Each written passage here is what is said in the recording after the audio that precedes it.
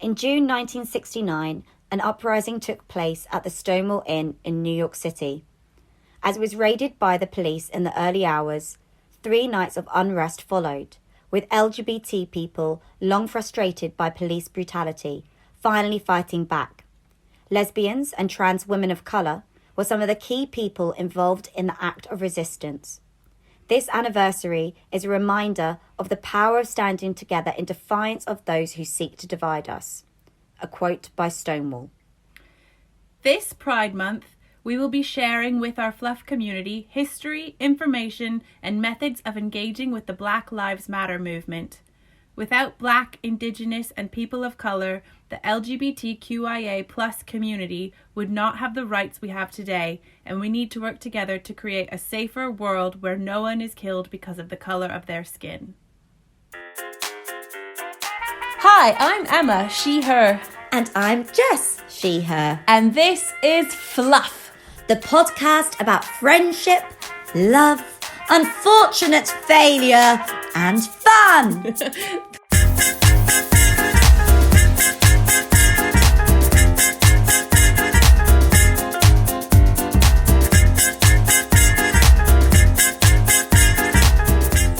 Hello, lovely listeners. Ciao. Ciao. How you doing? We're very excited to be speaking to you right now. And this is the earliest we've ever recorded one of our episodes, isn't it, Yeah, Emma? we're trying some daytime recording this week. Yeah, just the way that our work timetable has panned out and some mental health timetable has panned out. We're recording during the day, which also means... We're alcohol free! Yeah, not caffeine free. No. But we have just a gorgeous filter coffee with a bit of soya milk in it. We've reverted. We used to be quite oat milk people. I mean, we'll make our own oat milk time to time. Yeah, I still prefer oat milk. It's just Definitely. They don't sell it at Lidl, and we're not shopping anywhere but Lidl right now. Exactly. And you can't turn down a carton of soya milk for 49p right now. Although it could be quite problematic to drink this much soya as people with lots of estrogen in our bodies. Absolutely. Yes, I remember that research. Yeah, it's quite bad for your breast health. Yes. So, but you can make oat milk, can't you? All it is, everybody, 3 parts water, 1 part oat, and blend that up. In fact, I prefer 4 parts water, 1 part oat. Well, Emma Barr has spoken. Because there it's you go. Quite thick if you do 3 parts. Yeah. And you can also put a little bit of salt in it, they say. And a little bit of vanilla if you like. Yeah. Oh, gorgeous. I like that. And also, don't worry about getting the whole cheesecloth thing and really straining it thin. Like, we still just put it through a sieve, don't we? Yeah, a fine sieve. I mean, the cheesecloth's also quite easy. You can do that if you want, and it doesn't have to be a cheesecloth. It can be a tea towel. Oh, fair and you enough. Just squeeze it. Yeah. You know that's a bit messier, but then you can bake with what's left. And I think Ingrid did like a financial calculation once and worked out that a litre of homemade oat milk is 40p, I believe. Less. Oh, really? Less. It's like 10p, 5p maybe. Amazing. Because you buy your oat in bulk. Yes, there we go. Yeah. So there's our little tip. So we are just having a nice cup of coffee to start off our day. And we're talking about friendship! Yes, listeners, obviously Fluff exists because of friendship. It's about friendship, and it's mental that we've never had it as its own topic in its own right, because it is so important to our lives and our company. Absolutely. And we did do an episode on toxic friendships, which was super important. But friendship, it kind of clicked as a topic this week because Emma and I, our friendship had a real poignant moment this week where I think our friendship showed its beauty and positivity around something actually quite difficult. Yeah. Yeah. And we're going to talk to you about... Yeah. Well, we'll talk to you about that because basically we had a little bit of an upset this week, didn't we, Emma? Yeah, not a fight, everyone. Don't worry. No, not a fight. But the thing is, we don't fight. We positively used our friendship to navigate the situation. So we thought we'd actually share that with you as an example of a really healthy friendship where we were able to go through the highs and the lows together. And also a reminder, because we've had quite a few people responding to our podcast saying it's so amazing to listen to your friendship. I wish I had an Emma or a Jess in my life. And sometimes that message from that person can be quite sad because they're feeling lonely or like they're missing an important relationship. And it's a reminder that friendships can be built. This episode is all about how you can build friendships. You don't have to have them from birth. We met in adulthood and built this friendship, even not at the beginning. Like, we were friends for years before we were best friends. Exactly. So if you are listening to this thinking, this episode's gonna be hard because I don't have that person, that's okay. That's what we're talking about. And I think listening to all of our research behind the science of friendships will really help you, because actually it shows friendship is a skill. And there's basically 3 elements that make a really good friendship. And everybody, it doesn't matter what age you are, where you are, if you practice those kind of 3 skills or look for those 3 things in a person, then there's your friend at any point. So it just really proves how they can come into your life at any point. And likewise, on the other side, it doesn't matter what age or background the person is that you're building a friendship with. Lots of people think, oh, I'm the only one my age here, or I'm the only one of my background here, so I'm not going to make friends. But we're going to talk about how you can make friends with it goes all people. Deeper than that, doesn't it? Yeah, so much so. So we're really excited. We've got some really cool research. I've known a lot about friendship through Emma, and I've known what is an amazing friendship now. But I suppose doing the research, I was like, oh, and that's even more so why I understand why we click so well. But with our cheeky little coffee on the go, Emma, who are we drinking to today? We are drinking today to a Canadian person, the absolutely amazing and beautiful, inspiring Viola Desmond. So if you're in Canada, you might know her because she has recently been put onto the $10 bill, the purple bill, my favorite bill because of the color, but also because it's the only bill with a woman on it and the only bill with a non-white person on it. And this is Viola Desmond. Viola Irene Desmond is a businesswoman and civil rights activist who was born in 1914 in Halifax, so that's the east coast of Canada. She's incredible outside of her activism, which is what she became famous for, because she built a career as a businesswoman and beautician, training in different cities, including in New York as well as in Canada. She was a mentor to young Black women in Nova Scotia through her School of Beauty and Culture. She's absolutely incredible. Viola Desmond challenged racial discrimination when she refused to leave the segregated whites-only section of Roseland Theatre in New Glasgow, Nova Scotia. Arrested, jailed overnight, and convicted without legal representation for an obscure tax offence as a result. So they had to just find something.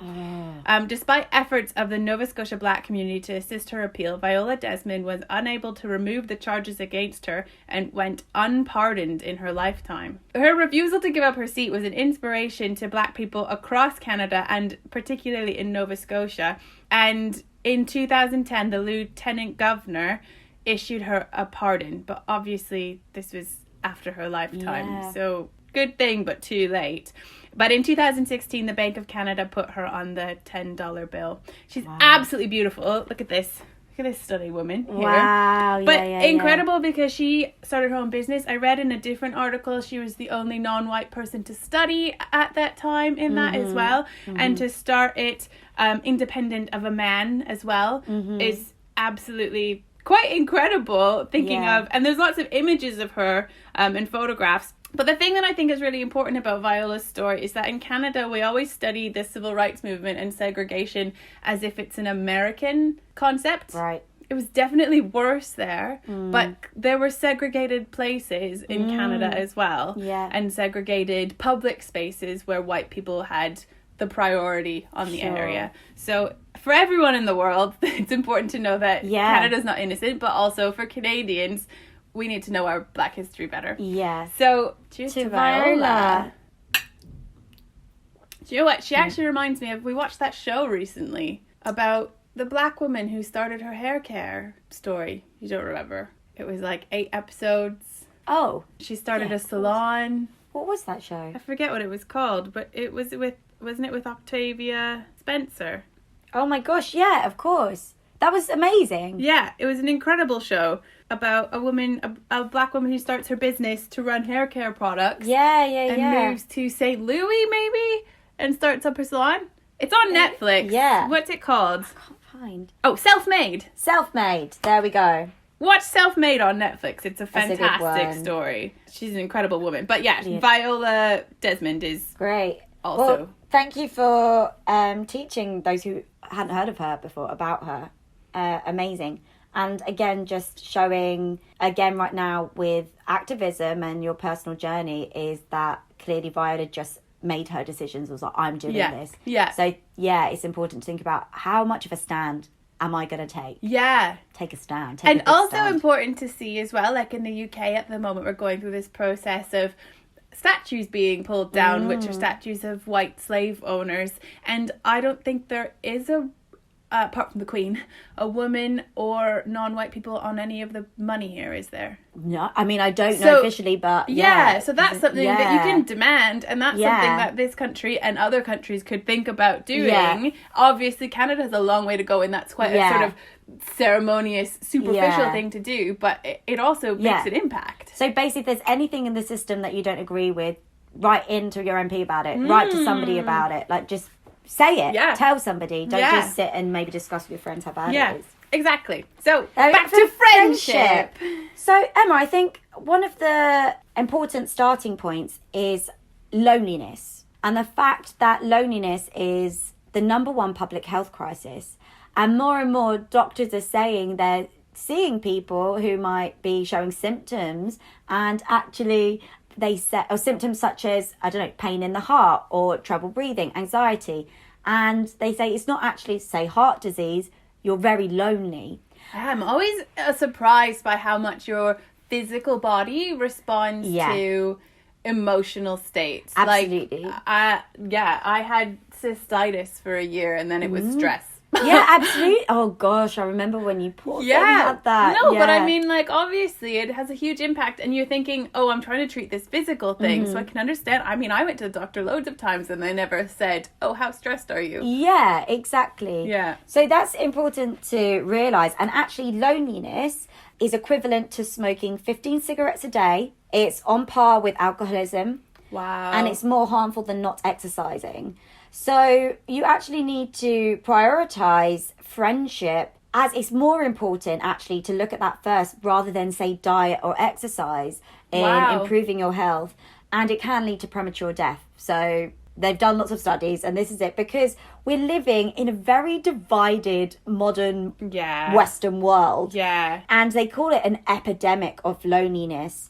But also because we are living so divided, we even need friends more because we're in such difficult political times. We are being overrun by technology. We are being stressed. We're being stretched. We are having to work so many hours. Like, we know what it's like. I'm sure lovely listeners, you know what it's like when you're like, I just haven't got time to see my friends because I'm working much to meet the demands of rent, to pay for this. We're in a global recession. So if you're listening and thinking, oh, I don't want to, because there's quite scary things you said there, now thinking, oh my gosh, my health, my future, my lifespan, because I don't have time to prioritize friends, the first thing you need to acknowledge is that is not your fault.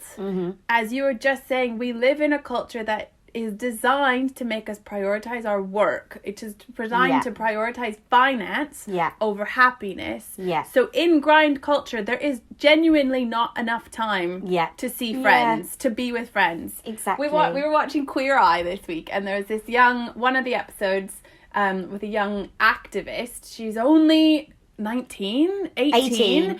So young. At 18, friends were so important to me, but at this point she's living with her activist community, and she was saying, oh well, all you need is sleep, work and social life, but I don't need a social life because all of my friends are people I work with, so I'll just work all the time, which is interesting because she's fighting climate change, but she's doing it with a very grind culture perspective.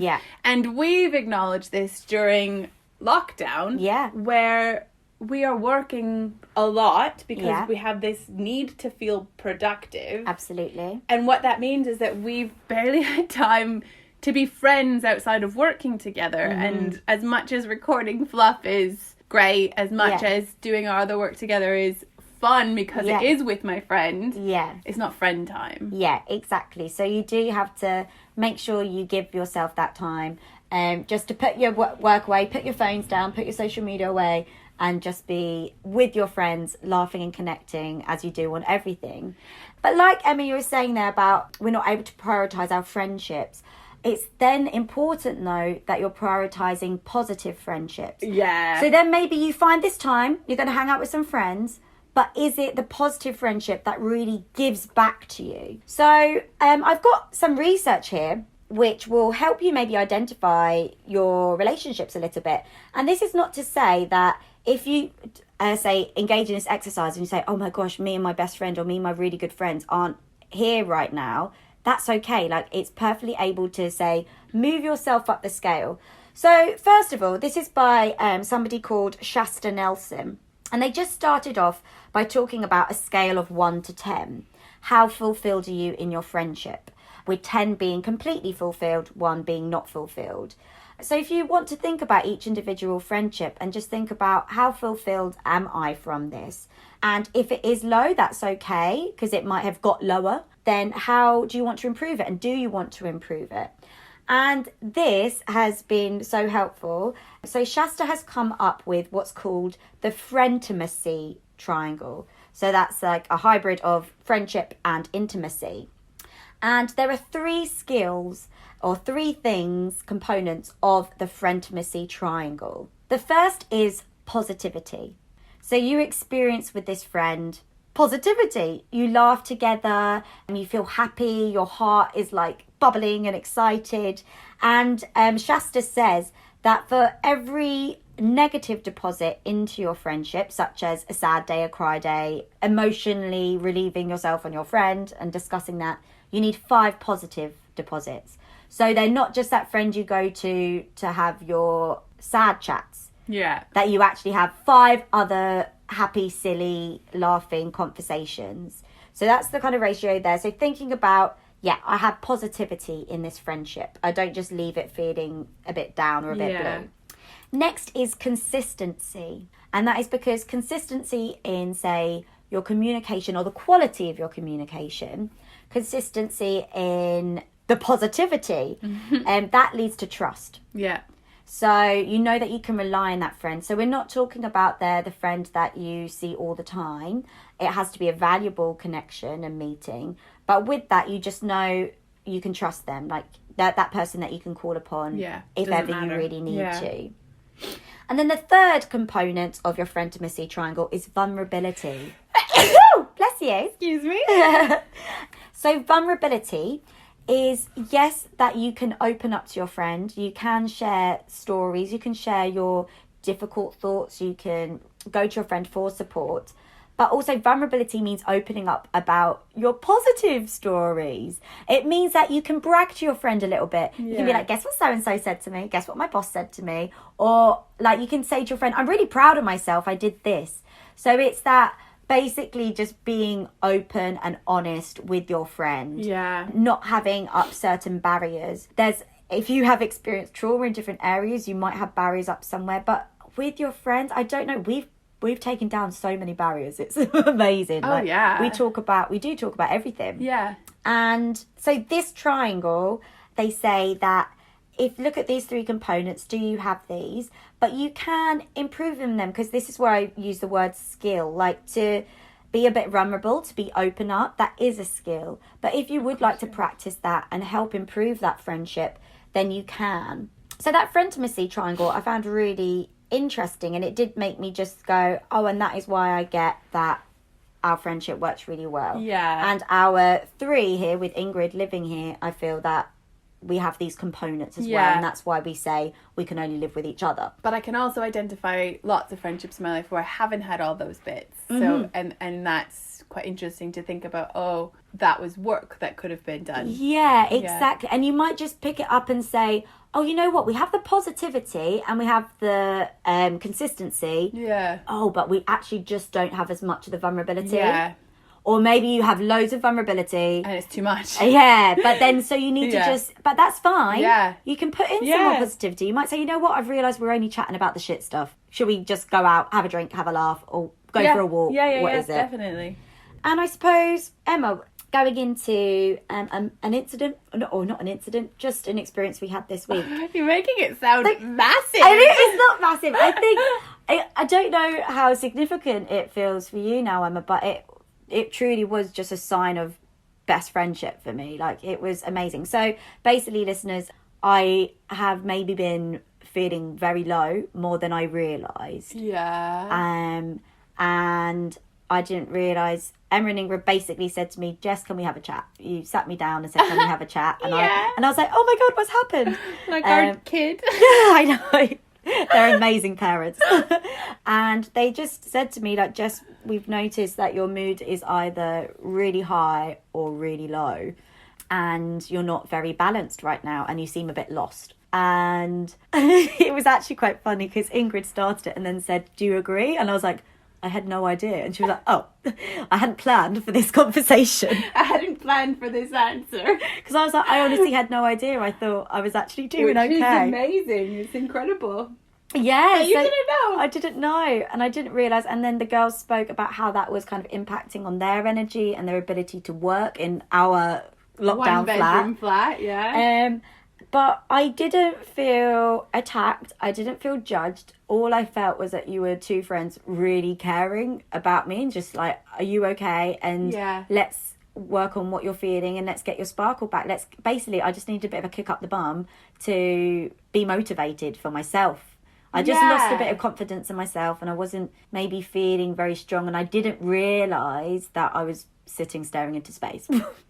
Yeah. It was a different experience for me. On the other side, this was my practicing boundaries with you, which sometimes I don't feel I have enough of, which I think is important in a friendship because I'm someone who I absorb everything my friends are going through and then don't know how to separate my emotions from other people's emotions. So I really struggle with that and then I blame myself. So I'd been sort of sitting with your ups and downs for a few weeks being like, I feel really shit right now, but I don't know how to say this to Jess without hurting her.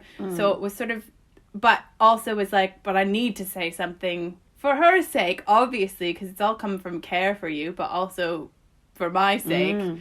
And actually this is where the honesty comes in as a really important key part because I was just worrying so much. But also being able to say, like, I don't know, can we say it is slightly centered around there's a possibility Ingrid and I are moving to a new place and Jess is interested in possibly also trying to live in that new place, and I was getting quite concerned about your choices and whether that was about what you wanted or because you wanted to be with us, which is great, but it was a bit like, I think the main thing about a good friendship is that you're two whole people, and I was like, I feel that, I don't know, this has gone off on a tangent, but I was like, we're supporting you right now because you're not sure what your whole person is.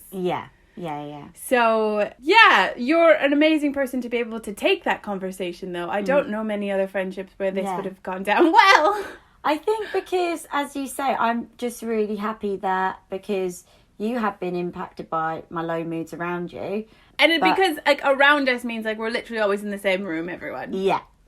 But I remember I'm introverted. I was really happy that you and Ingrid were able to express that to me. I was like, because I want you to value your space and your well-being.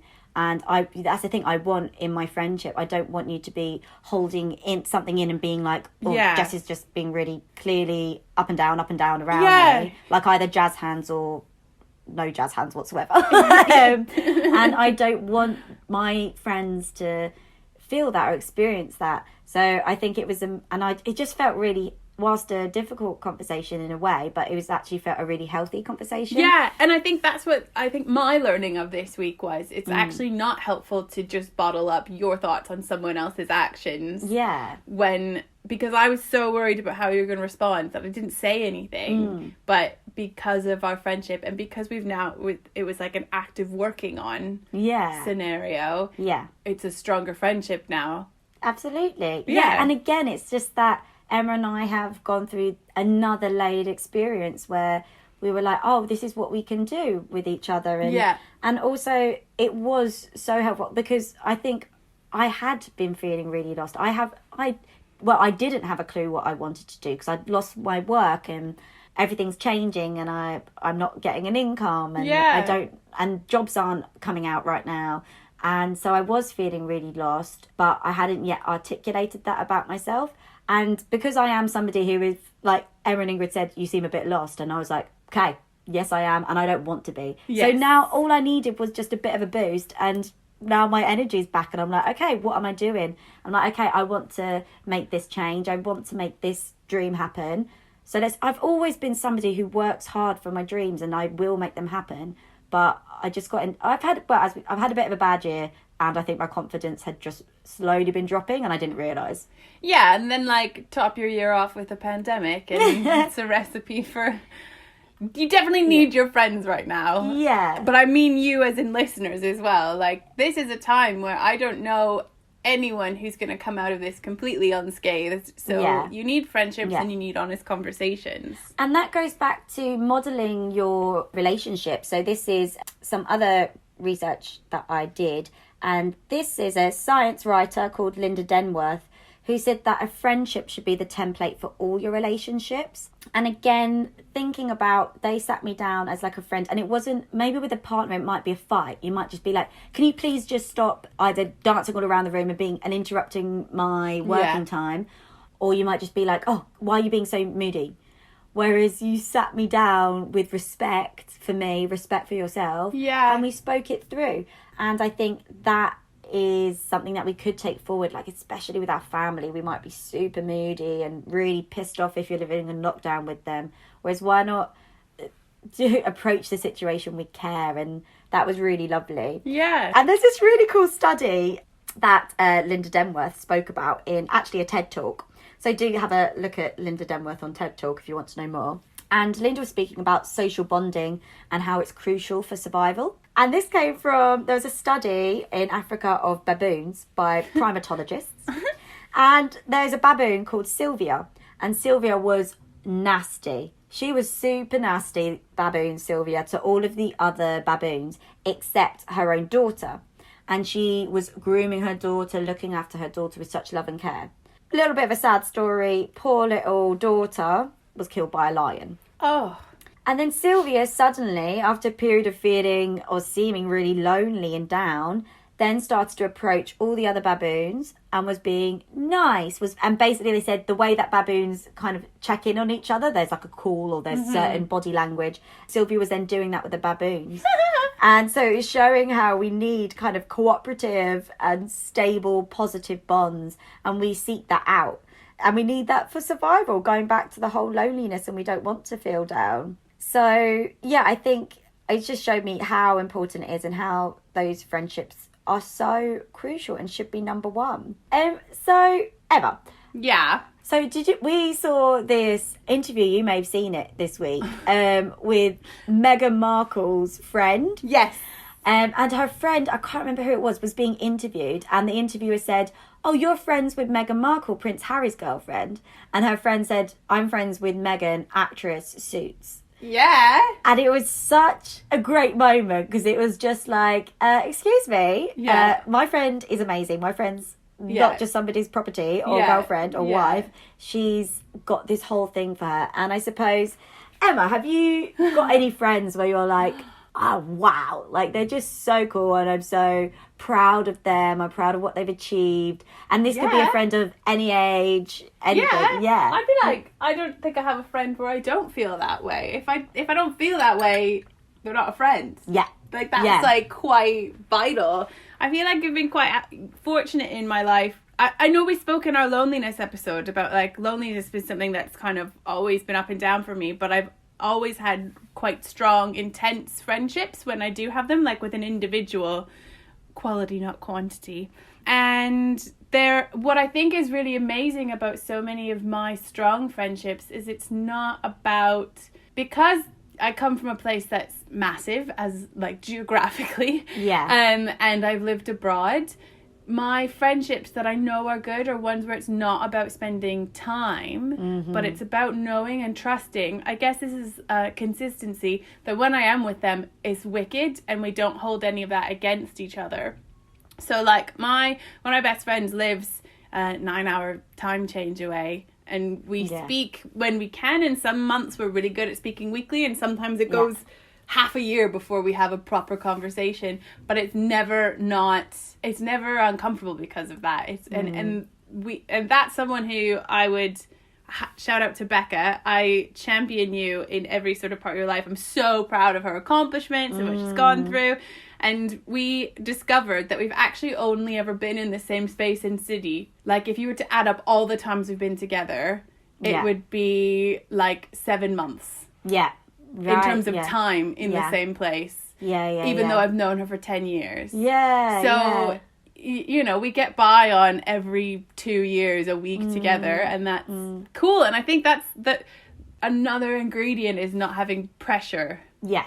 Or expectation. Yeah. Because you've got the chemistry, and you know you have so much to talk about. And you laugh exactly. Yeah. And then, like, those friends who are just there for you in times of crisis as well, where you're like, oh, we don't really chat, but if I call on them, I know they'll show up. Like, that's wicked. Yeah. And I think, like, as we get older as well, and maybe especially if you've lived in, say, like a city location, and you've had all of your friends there, and especially with London, like I've experienced over the last 3 years, lots of super close friends moving out. Yes. And so, for example, my best friend Abigail, first her and her boyfriend went travelling for 8 months, and then she's moved back home to York up north. And I think I remember maybe at first just being like, no, I can't believe, like, when she comes back, she's actually not going to be in London. And I know Abigail had, like, a bit of sadness over that. But actually, we're mature adults. Like, we're mature people. And the friendship is still, having now been a few months, the friendship is still just as beautiful, just as valued, and just as supportive. And you know what? Even more exciting, because I've got to go to York and visit her in her lovely home there. And I'm so excited for her getting a house. Yeah. I'm so excited hearing about her new work, which is very different up there. And I think that then adds even more excitement to your friendship. Like I said before, like, you want your friend to be a whole person. Yeah. So if you have diverse life experience from each other, that's quite cool for your friendship. Yeah, absolutely. Yeah, because as you say, like, then that is important for Abigail. That move was important for her. She did want to do that. Yeah. She does want to settle down with a house and her boyfriend. And of course, why would you not want that for them? And then they're going to be in the best place. I think this is all sort of slightly reminding me, there's like different understandings of friendship as well. So last year at one point, Ingrid said, because we live in Swindon and we've both moved here for work, she said, I just am sad because I don't have any friends here. If you're a friend who lives in Swindon listening to this, I'm sorry, we had a bit of a, she doesn't mean that. So she suddenly said, because she comes from a very different culture. In Italy, you tend to stay in the town you live in. You live with your parents a lot longer. All of her friends were like a 5-minute walk, and none of them worked together. They were literally just friends. So I was like, what do you mean? She's like, well, like, a friend is someone you see every day after work or school and you hang out. So it was like about the time and the experience for her. It meant something like quite specific, and I have never had that. And I was like, so that doesn't mean I don't have friends. It just means that we have like a different way of experiencing friendship. And I feel like there was a moment where she's like, oh, and then I reminded her, you know, we've got this person, and I was like, are they not friends? She's like, well, yes, but so I think you can also sort of convince yourself that there's a certain expectation, like, again, it goes with expectations of what friendship is, and how can you connect with people. Like, during lockdown, we've all become very good at connecting with our friends while not being in the same physical space. Yeah. And that doesn't mean that it should diminish that friendship. Yeah, absolutely. And I suppose if you are in a situation where, like Ingrid, isn't no longer living in a culture where she can see her friends every day, maybe also think about that. If you have to, then again build those skills about connecting with your friends on a deeper level. But I suppose also, if you know that just would never work for you, then maybe think about your location or think about your type of work. Yeah. Because if you are just somebody who will always want to have that face-to-face connection, because there's so many ways that people communicate, and maybe people can't like some people who just don't want to be on social media. But that's the other thing, like she can build it into her day. If it's really important to her to have actual friendship, face-to-face social time, at this point we weren't really seeing people in evenings and often on weekends either, but we have friends who are a 5-minute drive away. Why don't we, like, if you know that that's a priority to you, have more dinner parties, have more, say to your friend, can we go for a walk tonight? I think there are ways of increasing those relationships. Definitely. And again, this does link back to if you are tired after work, it might feel difficult if you just want to go home. But then I suppose I started to realise over the last year in London was, you know what, I think I got so used in London, like doing big things with friends. Whereas what if it's just, I'm passing through, are you home and we can have a coffee? Yeah, exactly. Like even if you just have a short interaction, you will feel maybe so much lighter and just reconnect with your friend. And it's so nice. Yeah, or you're making dinner anyways. Have your friend round for dinner. Or you're going on this walk anyways. Do you want to walk with me today? Absolutely. Yeah, and that becomes really... Actually, once again, it is a practice. And once you've done it and you realise how easy it was just to be like, come on over for dinner. And like in London in particular, like we've always taken it in turns, me and my friends, because me and my friends live a trek away from each other. But can you just say, just stay over tonight? To enable you to see each other. Or we have a friend who lives in South London who works sometimes very close to you. And you have lunch breaks. So maybe you just have that friend that you see for a lunch break. Yeah, absolutely. Yeah, it's exciting to do that. It's about sort of just finding the rhythm that works for you, but it does take an active step from you. Absolutely. And like, oh my gosh, shout out to my friend Lara. She is amazing for keeping everyone connected. Considering she's a nurse as well and doing 12-hour shifts and night shifts. But is an absolute fireball at making sure that we don't go too long without seeing each other, just always checking in, and it's just so wonderful, and I admire her energy. And thanks a lot, Laura. And always fun things to do.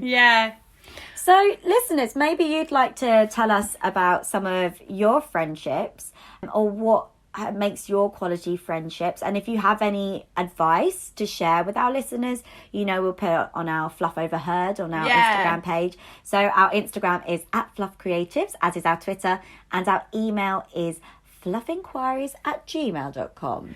But before we move on to the next bit, past anecdotes, I think one really important thing that I think needs to happen with your friendships is that, as much as we were just saying, just have lunch together, just see each other, I also think that you have to actively create positive memories. So you do want to also be looking for the times where you're absolutely going to be on the floor laughing. You want to be doing those like shared activities together. Because friendship, when I think of the word friendship, I just like picture rainbow and glitter. Like it is supposed to be really good, a really happy relationship. I'm aware that we've spent this episode talking about sort of like the hard times in friendship and how we support each other. But most of the time, the beauty of a friendship is that it's not the hard times. Like even, so we were watching telly the other night, and I went to go and put a face mask on. And I'd said to Emma, like, I just want to get a face mask. Like, my skin's really bad. And Emma said, I've got a couple of those sheet face masks. So basically they're like, it is like a sheet, and it's got all gorgeous moisture in it, and you just put it on your face. And it's got cut out eyes, holes for your eyes, cut out nose breathing part, and a cut out mouth. And Ingrid somehow missed the Momo. The memo. The Momo of me walking into the bathroom and putting it on my face and then coming to sit back down. So she didn't notice this, but she was absorbed in whatever documentary we were watching. And then she just turned around and she was in hysterics, and she was giggling her little head off, and then it just turned into it looks like Jess's face is melting off and she's just talking to us normally, probably about something quite serious. And every 5 minutes or so it had gone another inch down, but I was kind of sitting really tense and still trying to keep it on. And it's just those little things which you just need the laughter, you need the silliness. And then actually after our little talk the other day, we went for a 4-hour walk, didn't we? Yeah. We just drove to the countryside and we walked through fields and we're just breathing and laughing together. And it was hilarious because then you're remembering why you love your friends. Like, for example, there was a moment where Ingrid and I both got distracted. I got distracted by some beautiful pink flowers. And then Ingrid was like putting like these twigs out of the tree. Oh, yeah. And then I'm just like, oh, I want to put a flower in my hair. Ingrid's like got her twigs and she's like flicking horse poo. Yeah.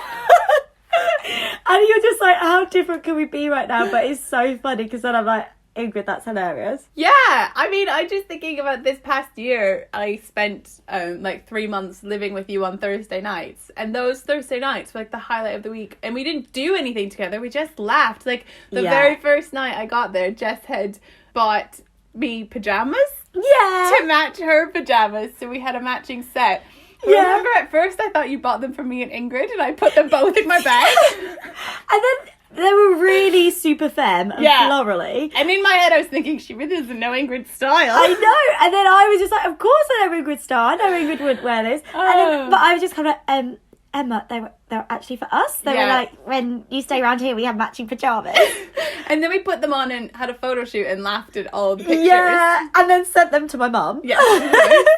And who just said that, such gorgeous girls. But then it was this feeling of being like 12 with your best friend. It was sleepovers and we were doing dinner and then at first we were drinking lots of wine and then we both were not drinking for a period, so we just were getting non-alcoholic beers. Yeah. It was really sweet because I would cook for Emma or Emma would cook for me, just bring things back.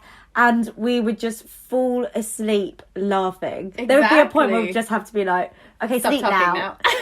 But then somebody else had, basically we like to daydream crazy. And then we were just planning outfits for all occasions for the rest of our lives. Yeah, because at the moment I think like relationships are all a bit heavier because everyone is feeling heavy with like literally the weight of the world. Yeah. But you need to remember that friendships are also your light. Yeah, they're like the lightest thing that lifts you up. It's interesting. I think we've mentioned this concept before, but I'm not sure. In the queer community, you often talk about having a chosen family. Yeah. If you ever had sort of difficult relationships with your biological family related to your gender or sexuality, your friends become your family. Yeah. And I think, we have had our relationships with our family, and I have quite a good one now, and you do as well. But because we live away from them and because we have the same sort of life experience, you are family, and that's the relationship that really feeds us. Yeah, exactly. And it is, I mean, how hilarious if with that family you have the biggest laughs. Yeah. And that goes back to Emma, what you said about making an occasion. Like, we're all three in the flat at the moment, but we know if we go out for a walk, we know if we go to the park, we just laugh. Like, we just always find the fun in everything together. And we all spend, and honestly, over the last year has been so funny because whilst I've been recovering from my heartbreak, we've had hilarious times together, and we spent New Year's together. We went to France. Yeah. And we're in the Champagne region, Rennes. And we just had a little Airbnb, and it was a super small town. Oh, gosh. But we tore that town up. Yeah. Because we didn't realise that our Airbnb host had been seeing us all around town. Like, literally, I think the town didn't like us because they either loved us and wanted photos with us and wanted us to party with them. Like, we got some texts from people we apparently met on a night out saying, I'm coming out again. Yeah. But then everyone else, I think anyone maybe of an older generation and more conservative generation didn't like the very loud late night party lesbians. Yeah. But then we were like, oh, we're famous. But I think that feeds back into the positivity, like the 1 negative deposit, the 5 positive things. Yeah. Like, I remember we were out drinking champagne all day because it's really cheap to buy a bottle of champagne there. And we were in like this weird little Christmas fair, and we were laughing and we were just being silly. And then we had a moment where we went to the toilets. Ingrid and I had the massive heart-to-heart. Yes. And we opened up massively about our past, hugged it out, and then the next minute we're skipping again. And that it wasn't that we've forgotten that. I know we know that about each other now. Yeah. We have learned so much about it. But then the next minute, that's when there were basically no bars open. Everywhere had closed. And we found, like, supposedly this one club that was open, and it was absolutely empty bar these French karaoke night. Yeah. Empty. It was hilarious. So great. Ingrid started dancing with some older French guy. Yeah. Like, they really made us intimately do karaoke to the Beatles. Oh, we were like, okay. I was invited into a threesome with a couple. Oh gosh, yeah. I was proposed to. You by a man who he was obsessed with Canada. Yeah, it was I was amazing. like, you do know I'm not French Canadian, but Yeah, okay. yeah.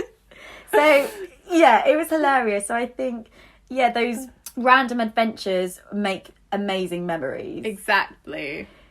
So I also think I know we just mentioned that how vital it is in the queer community, but it's vital in everyone. Everyone needs more friends. Sometimes I think I look at both my siblings who are now parents of young children and with their partners, but because of where they live and the setup of their life, they don't seem to have like that. They don't have a Jess that they can just call on that would come over, that is either in close proximity, because my sister's friends are spread across the country, but in a way where they have their own kids and families, so I don't know that they're like there in the same sort of call and have a laugh way. And my brother, I just see him as a lonely guy, and I think where that becomes an issue is you don't have that person apart from your partner to talk through your life choices. And like, if I have a fight with Ingrid, the first person I'm calling is Jess, or the second person in any life choice that I need to run things past is Jess. Mm-hmm. And I don't know what I would do without that. So, and if you're listening and thinking that's me, I don't have that person. Mm-hmm. The good news is you can find that or build it with the friends you already have. And we've got some tips for you, some advice for how to start meeting people, but then what to do as well when you have an acquaintance, and how to sort of upscale it. Absolutely. So, like, we just cannot stress enough how you can make friends at any point in your life. I remember when my mum and parents separated, and my mum basically kind of redid her whole life. Yeah. And it was with a whole new circle of, a whole new social circle. So I think just before we go into how you can do that, say, for example, you're moving somewhere new, or maybe you realised your friendships were not great, maybe some were toxic and you want to start again. Yeah. First of all, is just remembering what is a positive friendship. So remembering that friendimacy triangle. Yeah. So positivity, consistency, and vulnerability. So I moved to London when I was 20, and my sister was here, but I didn't know anyone. And I was hit in the face with loneliness. I had no idea what to do. I was walking around the streets for hours just to go and buy one pot of coffee. I was like, maybe I'll just take the really long route to go and buy some coffee. Considering I live in London, where the coffee was literally in the corner shop on my doorstep. Yeah. And the corner shop on my doorstep on the opposite side of the road. Yeah. But for me, that was the first thing was work. Yeah. So I got a job, first of all, as an usher in a theatre. And that was where I made my first lot of friends, because we were spending a lot of time together. And it's a very social job, that one. And it did have a lot of downtime, like when the show's happening and you're just out the back chatting. And then that also meant that inevitably we finished work quite late, and we were going out after in Soho. So at that point in life, it did suit me.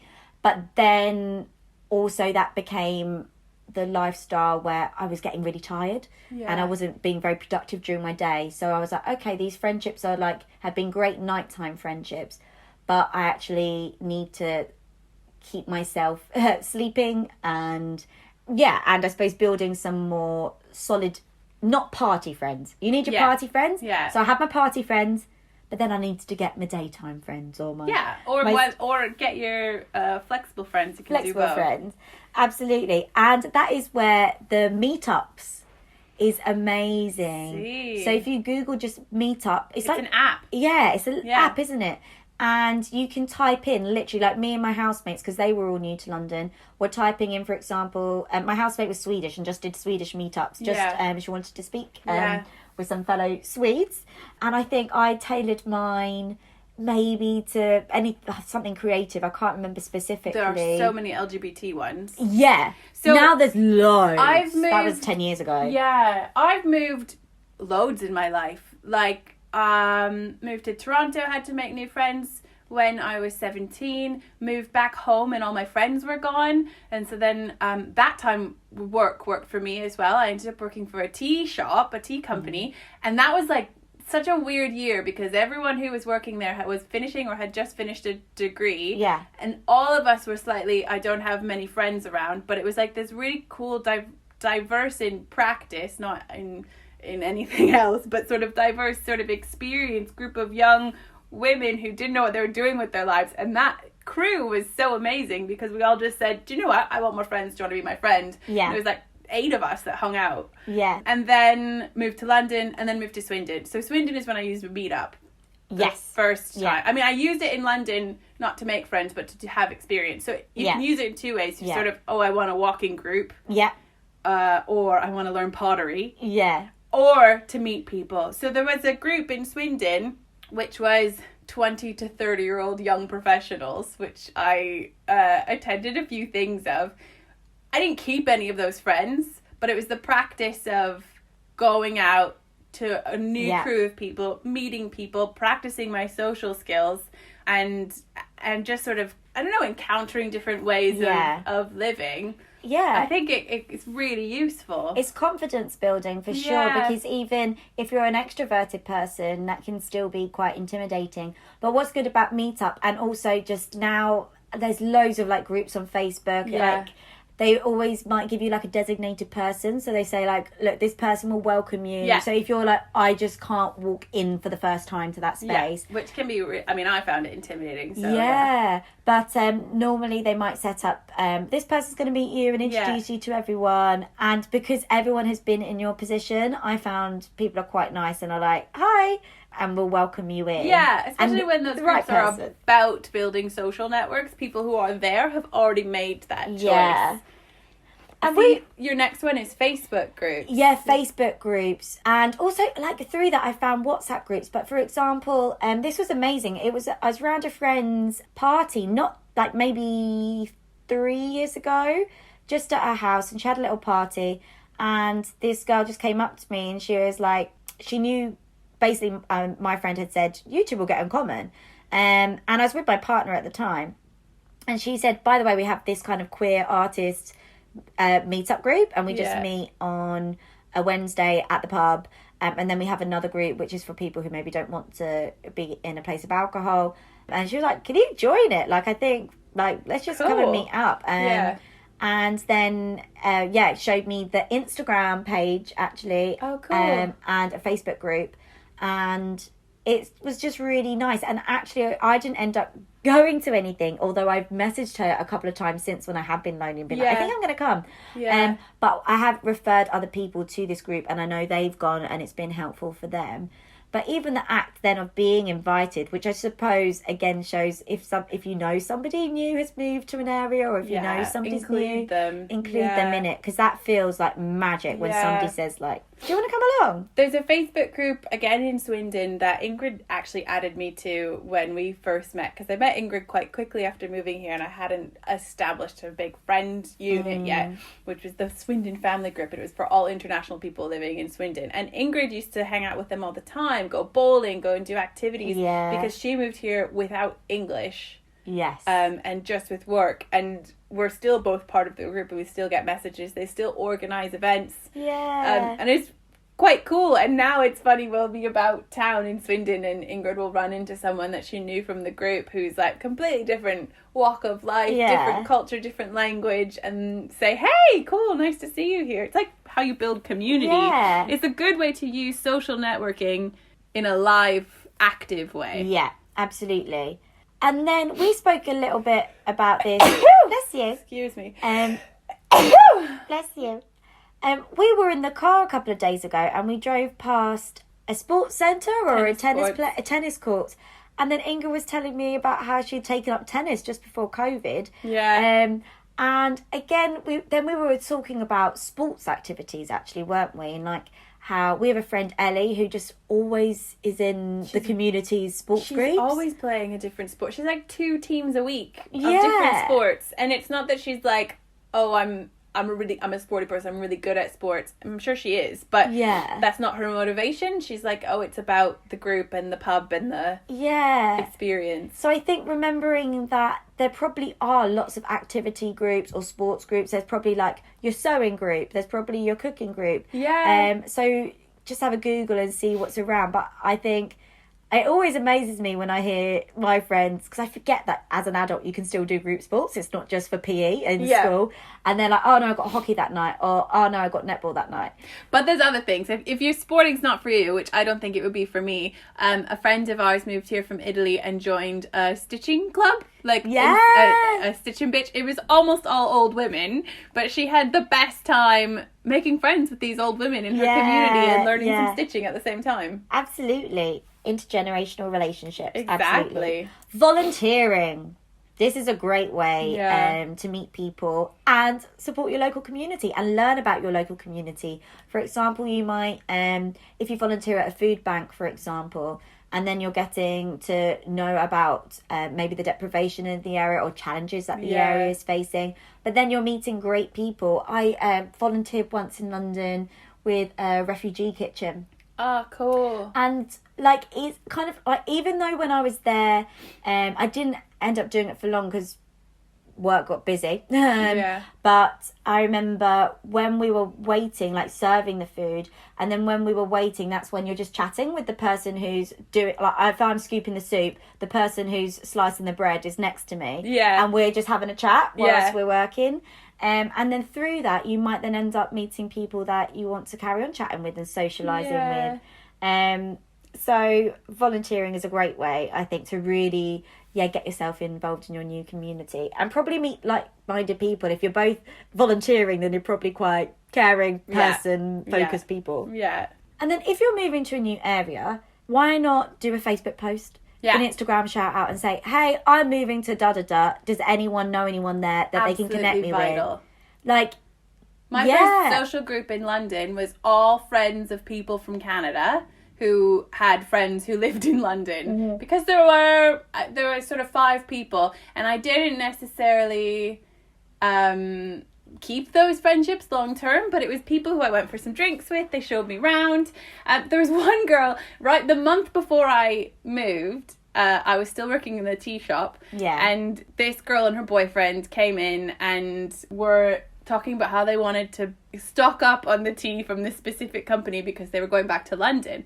And I was like, London or Canada, London? They were like, London. I was like, oh my God, I'm moving there next month. And she gave me her email and we exchanged Facebook information. And in my first month, I had quite a few drinks out with her, and she introduced me to her friend group. And then there were some friends that I kept from that experience. I didn't stay in contact with her necessarily, which isn't, she was just, we had different schedules and lived in different parts of the city, but she had a friend who lived near me who I clicked with, who became friends for, I haven't seen them in years now, but for a couple of years we had sort of regular meetups. So it's like, don't maybe think that the friend that you're looking for, the strong friend, is coming in the first step. You might just keep building and building until you meet a network. Or, absolutely. Or that person could come through a different experience. So, and it's just about sort of, like you said, communicating when you're, where you're going, what you're needing. And I bet there are people who know people who are where you are. I tell you what, Emma, I cannot wait to meet up with my dance class friends who basically, as you may know, I've been running weekly dance classes on Instagram Live during lockdown. And the majority of people on there, bar a couple, like I don't know or I haven't met. And we've become really good friends. And we're so excited to hang out after. And I think it's been a long time now. Like, we've been chatting and dancing together for 3 months. And I think, we're like, we know we get on well and we want to meet up after. So it's amazing. Maybe a few of you have connected through different routes or reconnected with people through lockdown. And I suppose explore that. But also keeping your old friends. I mean, you don't, like, the people at a distance can still be good friends.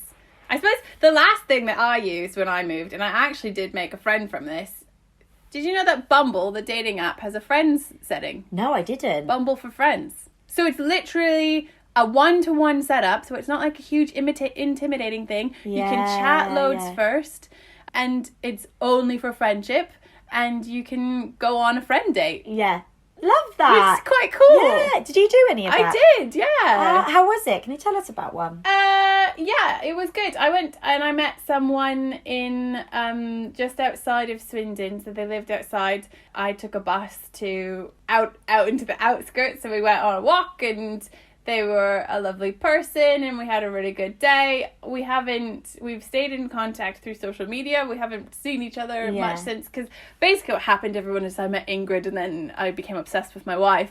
Yeah. And she had a big social group, so I joined that group, and I kind of neglected the people I'd met. But the bit where I was meeting people, all the connections I made were really good, and had I continued to invest in those, I probably could have made some really good friends.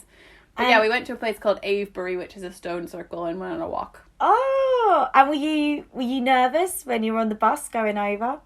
Not really. I would be more nervous if I was going to join a group, but it was a one-to-one person, and we'd been texting loads. Right, lovely. And why were they on Bumble? Had they moved, or were they just... They just were in a small town and didn't have the opportunity to make friends. Great. Yeah. Amazing. Yeah. So ways to connect then. Yeah. And of course, if you're a person of faith as well, like if you're joining a place of worship or a religious meetup space, a faith meetup space, then that's also another area where I'm sure you can have some lovely friends and community spaces. Yeah. I love the idea of Bumble Friends. I might give it a go. Yeah, it's cool. Yeah. Although I don't think you're lacking in friends. No. To be honest. You've got lots of friends. You can do it if you want to, but you know. Yeah. Yeah, no, definitely. I think I will, looking at the friendimacy triangle, I know a lot of my friends have been a big support for me over the last year. Like a couple of friends who were the people that I was messaging with my devastation last year and daily check-ins. Yeah. And I think so that was a lot of vulnerability, a lot of negativity in that. So I think just making sure, you know what, over the last few months, they've really helped me with my mental health. How might I want to rebalance that and bring it back up? Let's work on the positivity side. side. Yeah, that's really cool. I love it as a new thinking of it as that balance, and you can just be like, oh, you know what? I've maybe just released a lot of my pain recently. Yeah. How can I tell them all the lovely stuff? And how exciting is it to think that you can take existing relationships and just make them stronger? Yeah, absolutely.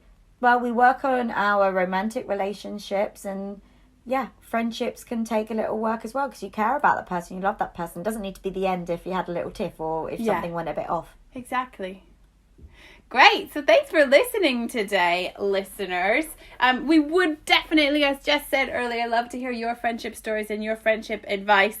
And if you have any sort of good things to consume about friendship, is there a really good show that you have, or good friendship, or we're always looking for friendship songs? Yes, absolutely. In fact, when we were originally planning the podcast, we wanted to do friendship song of the week at the end, but then licensing rights makes that quite difficult. But if you got a good friendship song, send it our way. We are again at Fluff Creatives on Twitter and Instagram, or fluffinquiries@gmail.com. I actually get more emotional listening to artists sing about their friends than a partner, just because I'm like, that's so lovely, and it shows how important friendship is. Well, cheerio, listeners. Thanks for listening, and don't forget to rate and subscribe. We're excited to welcome you into our Fluff family and bring you some gorgeous sparkles every Friday. Oh,